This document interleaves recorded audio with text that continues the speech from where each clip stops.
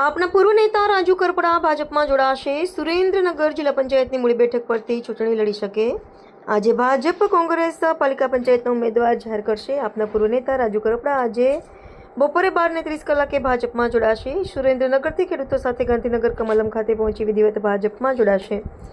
રાજુ કરપડા સુરેન્દ્રનગર જિલ્લા પંચાયતની મૂળી બેઠક પરથી ચૂંટણી લડી શકે છે. સ્થાનિક સ્વરાજ્યની ચૂંટણી માટે આમ આદમી પાર્ટીએ આજે 9 એપ્રિલ તાલુકા પંચાયત, નગરપાલિકા અને મહાનગરપાલિકાના ઉમેદવારોનું 8મું લિસ્ટ જાહેર કર્યું છે. 8મી યાદીમાં વિવિધ વિસ્તારો અને વિવિધ સમાજમાંથી યુવાનો, વડીલો અને બહેનોનો સમાવેશ કરાયો છે. સાથે જ આજે ભાજપની પ્રથમ અને કોંગ્રેસની બીજી યાદી જાહેર થઈ શકે છે.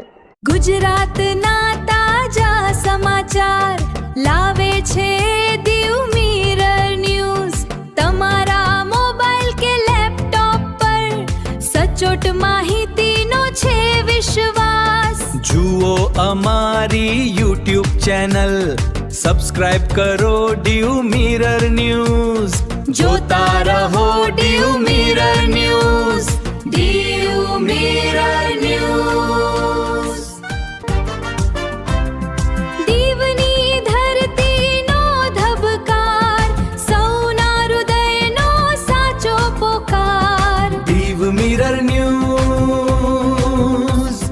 Diu Mirror News. પ્રગતિની ગતિએ સત્યનો અરીસો. Diu Mirror News. નમસ્તે મિત્રો, હું છું ચાંદની પરમાર.